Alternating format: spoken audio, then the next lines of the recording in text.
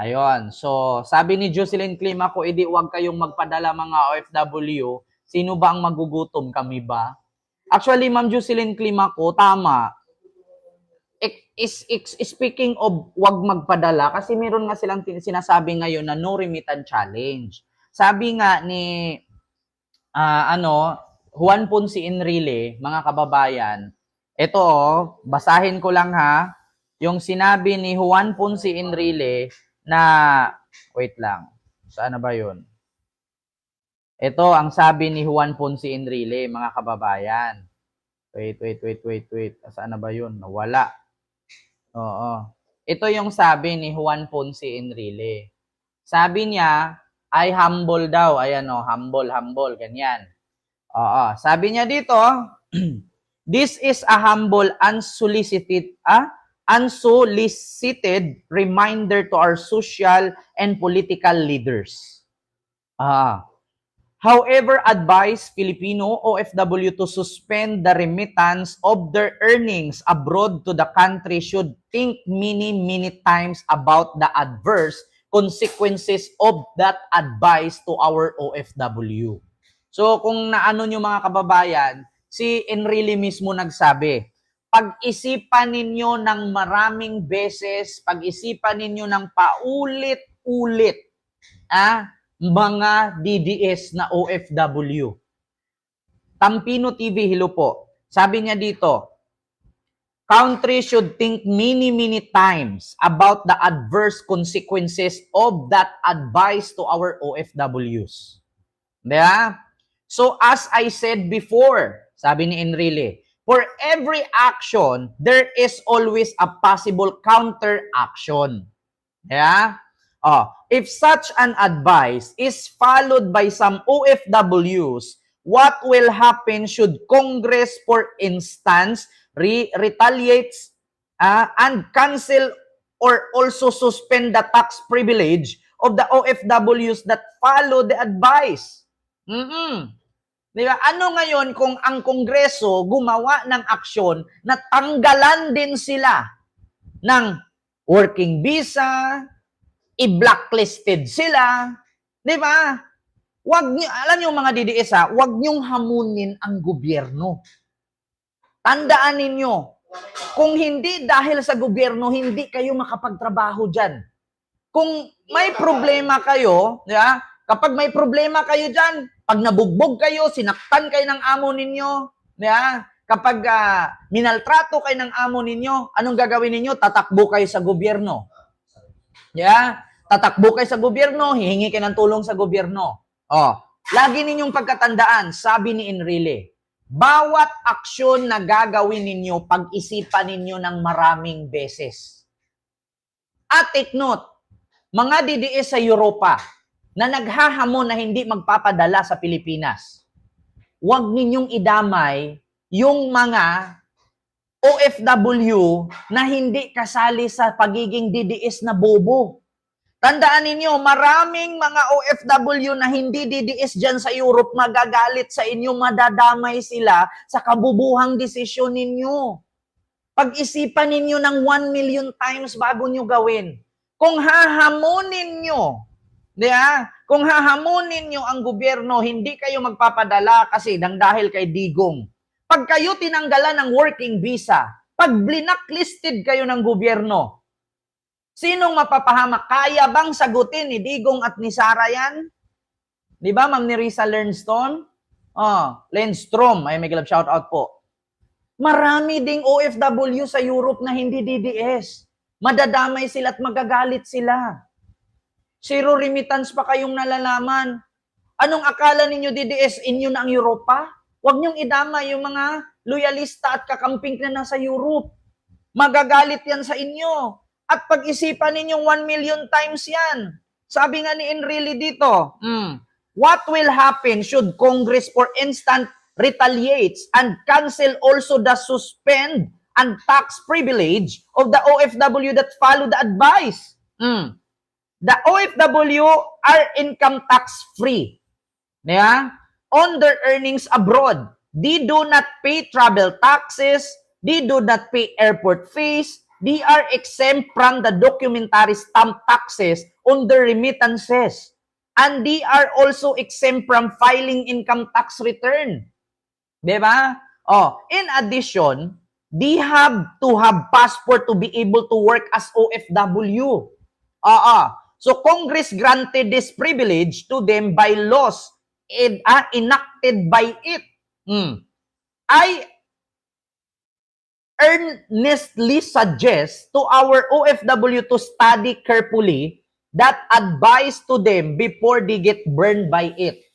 Diba? Sabi ni Enrile, sa madaling salita, pag-isipan ninyong mabuti yung mga hakbang na gagawin ninyo. Kapag ang gobyerno i-blacklisted kayo, tanggalan kayo ng working visa, i-block yung passport ninyo.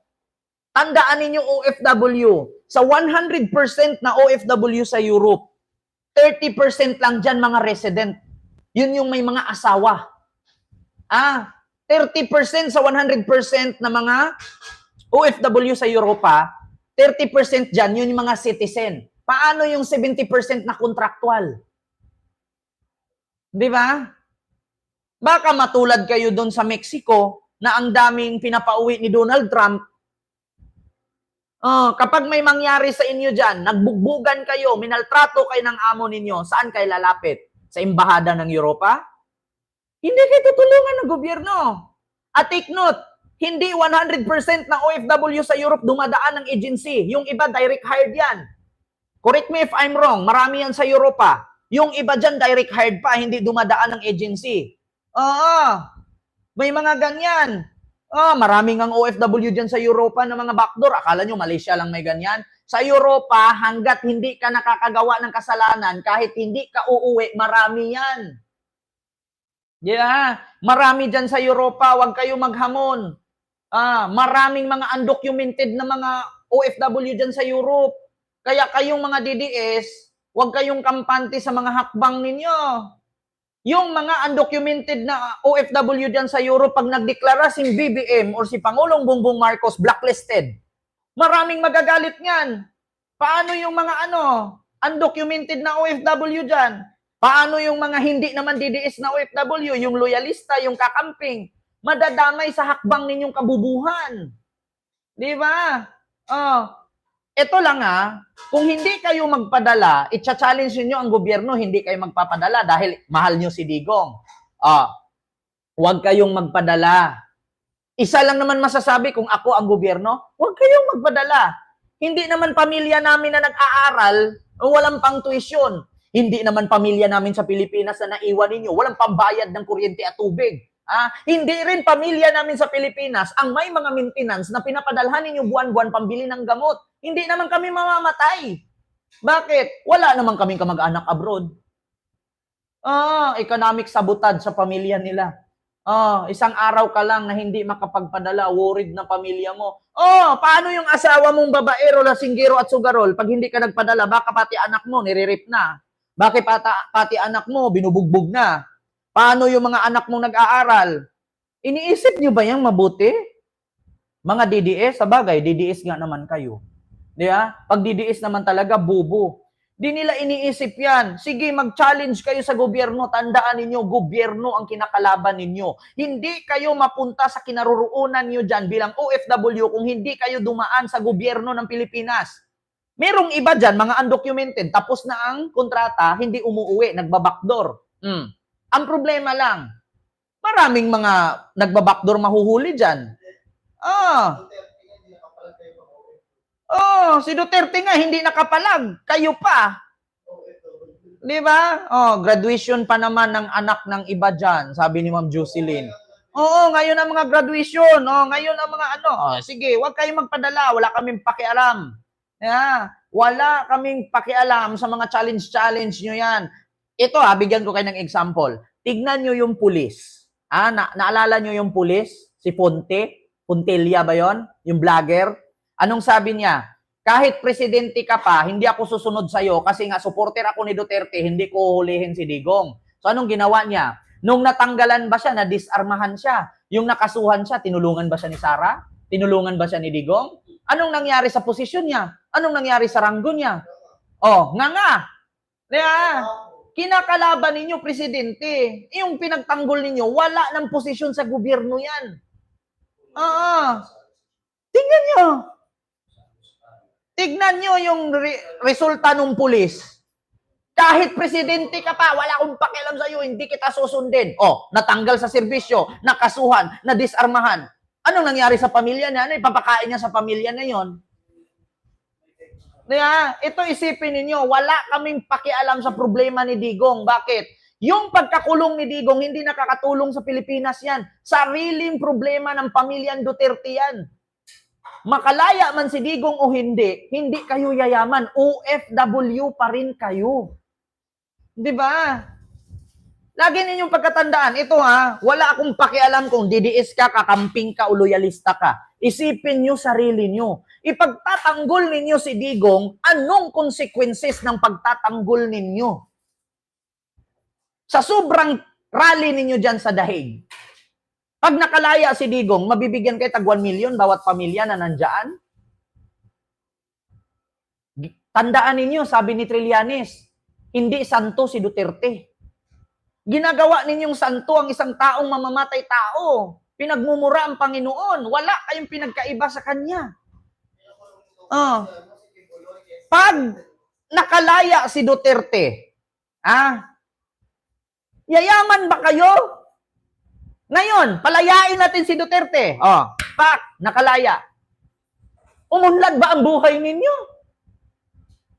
Nakauwi kayo ng Pilipinas, milyon-milyon pera nyo, bilyonaryo na kayo, may negosyo na kayo? Wala. Adik lang daw ang ayaw kay Duterte. Ayaw talaga ng adik kay Duterte. Pero gusto ni Duterte, drug lords. Yan ang isipin ninyo. Sa sobrang kapanatiko ninyo dyan kay Digong, hindi nyo iniisip yung consequences. Sabi nga ni Enrile, pag-isipan ninyo ng many times yung hakbang na gagawin ninyo. Kasi kapag ang gobyerno ang gagawa ng hakbang, i-challenge yung pag-gobyerno. Noon ko pa sinabi sa inyo, mga DDS, hindi kayo miyembro ng X-Men. Hindi kayo mga Avengers. Hindi kayo mutant. Tandaan nyo yan. Wala kayong mga superpower. Ang binangga ninyo, pader. Tandaan ninyo, OFW kayo. Contractual ang nangyari kaya nandyan kayo. Pag blacklisted kayo, pag tinanggalan kayo ng working visa, akala ninyo X-Men kayo na pag tumago sa pader, tatagos kayo? Si Duterte nga walang nagawa nung naipakulong, kayo pa kaya? Billion ba binayad sa'yo? Hindi pa naman. Hindi naman ako si Digong na maraming bank account. Hindi pa ako na-promote kaya hindi bilyon. Hindi ako si Digong na may bilyon na bank account. Tandaan ninyo, mga DDS, hindi kayo X-Men. Na pag tumagos kayo sa pader, tatagos kayo. Try nyo untog ulo nyo. Biyak yan. Hindi pa rin kayo tatagos sa pader. Si Digong nga nakulong, walang nagawa. Si Sara, puro rangwilga. Ilang araw na si Sara doon. Wala na ligo-ligo, wala hilamos. Hindi nga nakalaya. Kayo pa kaya? Diyos ko, 500K a month daw. Hindi pa naman. Hindi pa ako na-promote. At hindi ako si Digong na may bank account na bilyon-bilyon. Sabi ni Johnny, magbigti ka na. Bakit ako magbigti?